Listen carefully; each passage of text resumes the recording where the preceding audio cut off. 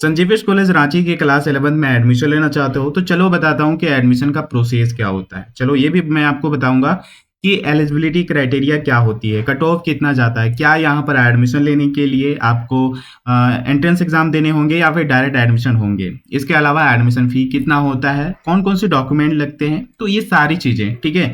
तो इस वीडियो को केयरफुली वॉच करना, ये वीडियो आपके लिए मस्ट वॉच वीडियो होने वाला है, ठीक है। तो चलिए फटाफट वीडियो स्टार्ट करते हैं और बात करते हैं इन सभी चीजों के बारे में। लेकिन उससे पहले अगर आप हमारे चैनल पे नए हो तो चैनल को जरूर सब्सक्राइब कर लेना इस तरह के इन्फॉर्मेटिव वीडियोस के लिए और अपडेट्स के लिए। और साथ ही इस वीडियो के डिस्क्रिप्शन में हमारे टेलीग्राम और व्हाट्सएप ग्रुप का लिंक है जिसको भी जरूर ज्वाइन कर लेना, ठीक है। तो चलिए दोस्तों बात करते हैं सबसे पहले हम एडमिशन प्रोसेस के बारे में।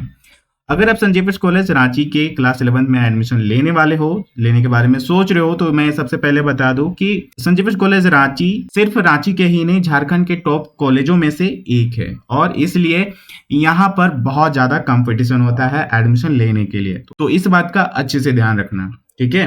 तो बात करते हैं यहाँ पर एडमिशन प्रोसेस के बारे में। तो सबसे पहले मैं आप सभी को बता दूं कि अगर आप एडमिशन लेना चाहते हो तो सबसे पहले यहाँ पर ऑनलाइन रजिस्ट्रेशन करने पड़ते हैं। ये जो रजिस्ट्रेशन फॉर्म है कब आता है तो वो भी मैं बता दूं, जब सारे बोर्ड्स के 10th के रिजल्ट आ जाते हैं फिर यहाँ पर रजिस्ट्रेशन भी स्टार्ट हो जाता है। तो सबसे पहले आपको ऑनलाइन रजिस्ट्रेशन करने पड़ेंगे, फिर आप यहाँ पर फॉर्म फिलअप कर पाएंगे।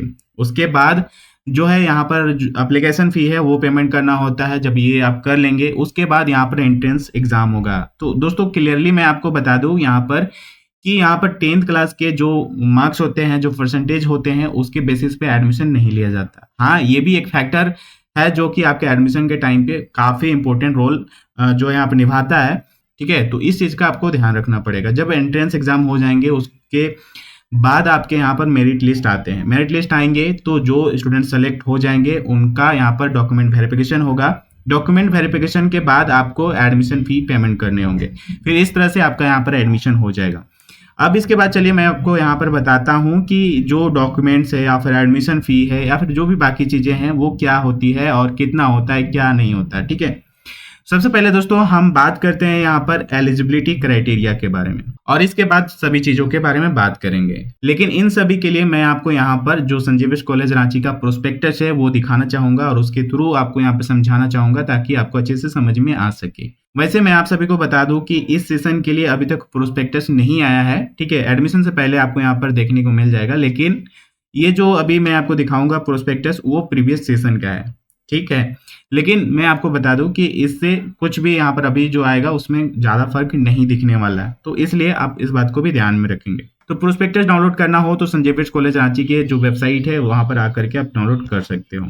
और जब ये प्रोस्पेक्टस डाउनलोड हो जाए तो आप इसको केयरफुली पढ़ना, क्योंकि मैं आप सभी को बता दूं कि यहाँ काफी सारे इन्फॉर्मेशन ऐसे हैं जो आपको एडमिशन के टाइम पे काम आएंगे और काफी हेल्पफुल भी होंगे, ठीक है। तो इसलिए इस प्रोस्पेक्टस को आप अभी पढ़ो या फिर जब न्यू प्रोस्पेक्टस आए उसको पढ़ो, सेम होगा, लेकिन आप इसको जरूर पढ़ लेना। यहाँ पर मैं बात कर रहा था एलिजिबिलिटी क्राइटेरिया के बारे में, तो मैं आप सभी को बता दूं कि एलिजिबिलिटी क्राइटेरिया क्या होती है और उसके बाद बताऊंगा कि कट ऑफ कितना होता है, ठीक है। सबसे पहले दोस्तों हम बात करेंगे यहाँ पर आर्ट्स के बारे में। तो आर्ट्स में अगर आप एडमिशन लेने के बारे में सोच रहे हो तो मिनिमम इस सब्जेक्ट में आपके 45% मार्क्स होने चाहिए, ठीक है।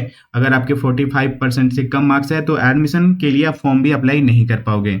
और ओवरऑल यहाँ पर परसेंटेज के बारे में बात किया जाए तो 50% मार्क्स जो है आपके ओवरऑल परसेंटेज होने चाहिए, ठीक है। तो इस तरह से यहाँ पर आर्ट्स का हुआ। और इसके बाद यहाँ पर है कॉमर्स का। तो कॉमर्स में मिनिमम इस सब्जेक्ट में 45 होने चाहिए। इसके अलावा कि अगर आप मैथमेटिक्स में 45 लाते हो तो यहाँ पर आप एलिजिबल नहीं होगे, ठीक है। मैथमेटिक्स में आपके 50% मार्क्स होने चाहिए। ओवरऑल यहाँ पर जो है आपके 50% मार्क्स अगर रहेंगे तभी आप यहाँ पर फॉर्म अप्लाई कर सकते हो। अगर उससे कम रहेंगे तो फिर आप यहाँ पर नहीं कर सकते, ठीक है। इसी तरह से यहाँ पर साइंस के हैं। साइंस में अगर आप एडमिशन लेने के बारे में सोच रहे हो तो मैथमेटिक्स और साइंस में एटलीस्ट आपके 50% मार्क्स होने चाहिए और ओवरऑल आपके यहाँ पर 60% से मार्क्स ऊपर होने चाहिए। अगर 60% से मार्क्स नीचे होंगे तो आप फॉर्म अप्लाई भी नहीं कर पाओगे, ठीक है। तो इस बात का ख्याल रखना। तो ये एलिजिबिलिटी क्राइटेरिया हो गई। इसके बाद हम बात करते हैं यहाँ पर कि कट ऑफ कितना जाता है।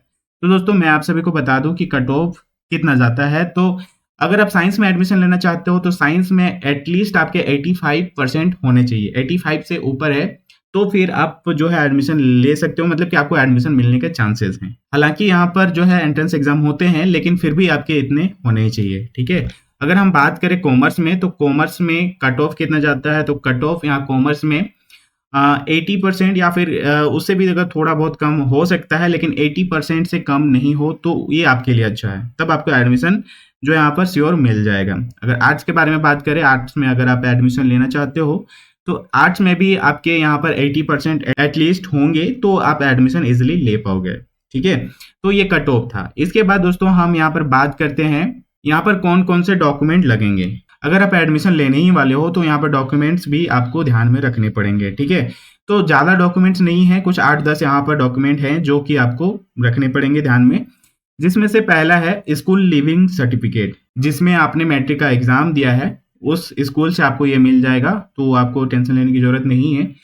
और इसके बाद है कैरेक्टर सर्टिफिकेट, ये भी आपको प्रीवियस स्कूल से मिल जाएगा। एडमिट कार्ड जो आपको मिला होगा। इसके बाद मार्कशीट है, मार्कशीट भी आपको कॉलेज से मिल जाता है, या फिर जब नहीं मिलता है तो आप जो है ऑनलाइन जो मार्कशीट होता है वो भी आप यहाँ पर अपलोड कर सकते हो, ठीक है? इसके अलावा माइग्रेशन सर्टिफिकेट है, ये आपको प्रीवियस स्कूल से मिल जाएगा। कास्ट सर्टिफिकेट, ठीक है?